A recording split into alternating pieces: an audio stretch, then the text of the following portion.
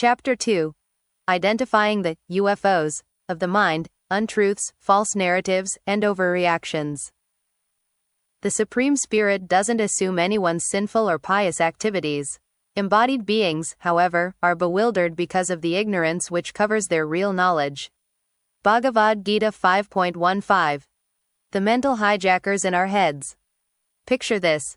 You're driving along peacefully when suddenly your car radio starts picking up strange signals, distorted messages that aren't coming from any legitimate station. These phantom broadcasts fill your speakers with static, fear-mongering, and confusing chatter that makes it impossible to focus on the road ahead. This is exactly what happens in our minds every day. While we're trying to navigate life peacefully, mental UFOs constantly hijack our thinking with untruths, false narratives, and overreactions that throw us completely off course. Max Lucado coined this brilliant acronym: UFOs equals untruths, false narratives, and overreactions. These aren't the alien spacecraft kind of UFOs, but they're just as disruptive and mysterious. They appear out of nowhere, create chaos in our mental airspace, and often disappear before we even realize what hit us. What makes these mental UFOs so dangerous is that they feel completely real in the moment. When you're in the grip of an untruth, I'm a complete failure, a false narrative, everyone thinks I'm stupid, or an overreaction, this traffic jam is ruining my entire life. Your brain treats these thoughts as absolute facts rather than the distorted perceptions they actually are. The ancient map of mental confusion.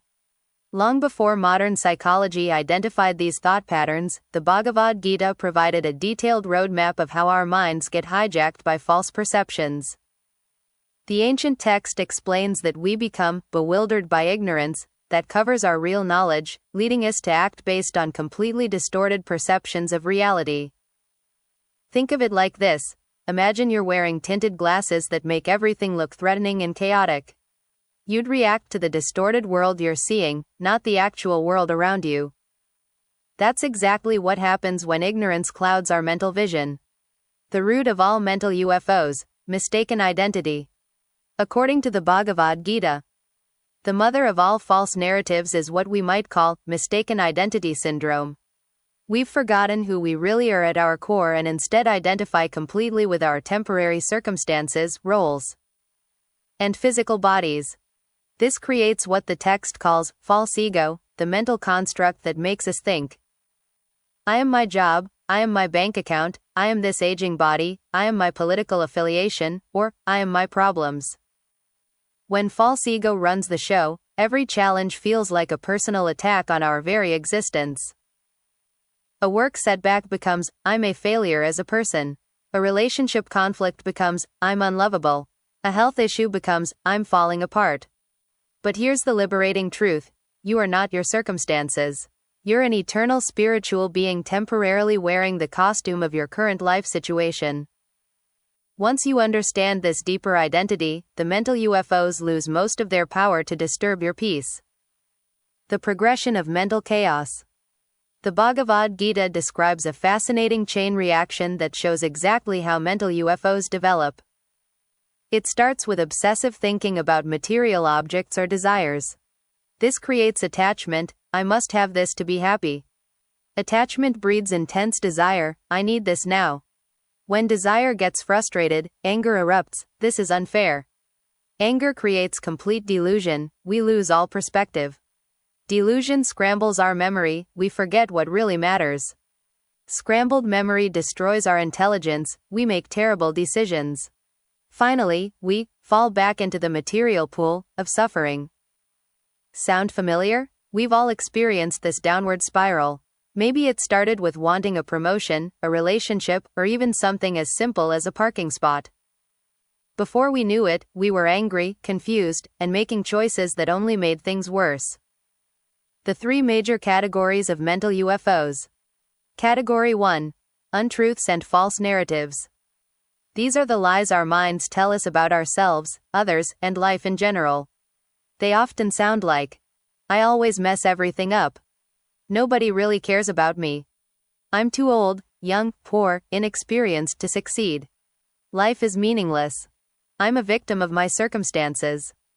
The Bhagavad Gita traces these untruths back to ignorance, not stupidity, but a fundamental misunderstanding about the nature of reality.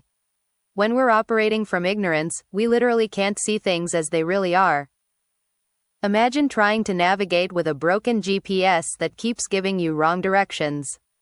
That's what ignorance does to our mental navigation system. We end up making decisions based on completely inaccurate information about who we are and how life works. The mode of ignorance. The ancient text describes something called the mode of ignorance that creates delusion in all living beings. When this mode dominates our consciousness, we experience mental madness, working frantically without any real purpose, laziness and indolence, feeling too overwhelmed to take positive action, excessive escapism, sleeping too much, binge watching, or other avoidance behaviors. People caught in ignorance often act like they're going to live forever, accumulating money and possessions frantically while completely ignoring their spiritual development. It's like someone rearranging deck chairs on the Titanic, lots of activity, but missing the bigger picture entirely. Category 2. Overreactions. These are the emotional explosions that happen when our desires get thwarted or our false ego gets threatened. The Bhagavad Gita identifies 3 major overreaction patterns it calls the 3 gates to hell. Lust, intense craving. This isn't just sexual desire, it's any consuming craving that makes us feel like we'll die if we don't get what we want. It could be lust for money, status, approval, food, entertainment, or control. The text describes lust as all-devouring and never satisfied, like a fire that only grows hungrier the more you feed it. Anger, explosive reactivity. When our lustful desires get blocked, anger erupts. Road rage, family fights, workplace conflicts, they all stem from this pattern. We wanted something, respect, convenience, fairness, and when we didn't get it, we exploded. Greed, never enough syndrome. This is the insatiable hunger for more, more, more. No amount of money, success, or possessions ever feels like enough. Greed keeps us running on a hamster wheel of accumulation while our souls starve for real nourishment. The ancient wisdom warns that these 3 forces are destructive to the self and lead to degradation of the soul. Every sane person should work to give them up because they severely impede any real happiness or spiritual progress. Category 3. The intelligence hijack. Here's what's really scary about mental UFOs. They don't just affect our emotions, they actually hijack our intelligence, making us incapable of good decision-making.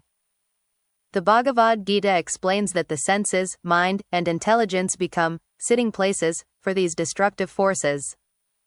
When lust, anger, or greed take over these faculties, they influence us to identify completely with our material circumstances and mistake temporary pleasures for real happiness. It's like having a computer virus that corrupts all your files. Even your problem-solving software gets infected, so you can't think your way out of the mess. The solution: developing true knowledge. Both Max Lucado and the Bhagavad Gita agree on the solution. We need to replace false perceptions with true knowledge. But what exactly is true knowledge? Real knowledge versus academic information. The Bhagavad Gita makes a crucial distinction between academic information and genuine wisdom. Modern education focuses almost entirely on material elements and bodily needs, how to make money, manipulate matter, and satisfy physical desires. This kind of information, while useful, is incomplete. True knowledge helps us understand what is spirit and what is matter, the difference between our temporary circumstances and our eternal identity. It's the knowledge that reveals who you really are beyond your job title, bank account, and physical appearance. How to acquire true knowledge? Here's where it gets practical. According to the Bhagavad Gita, true knowledge isn't something you figure out through independent research using your imperfect senses, which are exactly what got hijacked by the UFOs in the first place. Instead, genuine wisdom comes through what's called disciplic succession, learning from someone who has actually realized these truths and can pass them on without distortion. It's like learning to drive from someone who's already a skilled driver, rather than trying to figure it out by yourself through trial and error. The process involves Finding a qualified guide who has genuine spiritual realization. Asking sincere questions about life's real purpose. Offering humble service rather than just demanding answers. Accepting the knowledge without trying to twist it to fit your preconceptions. The transformative power of real knowledge. When true knowledge dawns in your consciousness, something miraculous happens. The text compares it to sunrise. Just as the sun drives away darkness automatically, real wisdom drives away all mental confusion and distortion. Perfect knowledge acts like a fire that burns up both the reactions from your past mistakes and your current entanglements. When you truly understand who you are and how life works, you naturally become free from false ego. You stop identifying with temporary labels and roles. Satisfied with what life provides, you're no longer driven by insatiable cravings. Peaceful and unagitated, external circumstances can't easily disturb your inner balance. Fixed in transcendental understanding, your wisdom remains stable even during difficulties. Practical steps for UFO detection and neutralization. Step 1. Develop UFO radar. Start paying attention to your thought patterns, especially during stressful moments. Ask yourself, is this thought based on truth or fear? Am I overreacting to this situation? What false story am I telling myself right now? Am I identifying with my circumstances or remembering my deeper identity? Step 2. Challenge the signals. When you detect a mental UFO, don't automatically believe it. Investigate. Where's the evidence for this thought? Is this thought helping me or harming me? What would I tell a friend who had this thought? How will this matter in 5 years? Step 3. Replace with higher truth. This is where both Lucado's Christian approach and the Bhagavad Gita's wisdom converge. Instead of just trying to stop negative thoughts, which rarely works, replace them with higher truths. Replace, I'm a failure, with, I'm learning and growing. Replace, life is meaningless, with, I have a spiritual purpose. Replace, I'm alone, with, I'm connected to the divine. Replace, I can't handle this, with, I have inner strength to face any challenge. Step 4. Engage in purifying practices. Both traditions recommend specific practices that naturally purify consciousness and make it harder for mental UFOs to take hold. For Christians, scripture meditation, prayer, worship, Christian fellowship. From the Bhagavad Gita, chanting sacred names like Hare Krishna, studying spiritual texts, associating with spiritually minded people, offering your activities in service to the divine. The promise of mental freedom. The beautiful promise from both wisdom traditions is this: you don't have to remain a victim of your own confused thinking. Mental UFOs may continue to appear in your airspace, but with proper knowledge and practice, they lose their power to crash your peace. When you truly understand who you are, an eternal spiritual being beloved by the divine, and when you regularly engage in practices that reinforce this understanding, your mind naturally becomes more stable, peaceful, and wise. The goal isn't to never have another negative thought. It's to develop the spiritual intelligence to recognize mental UFOs quickly and replace them with truths that actually serve your highest good. Your mind can become your greatest ally instead of your most formidable opponent. The question is, are you ready to upgrade your mental operating system with some genuine wisdom?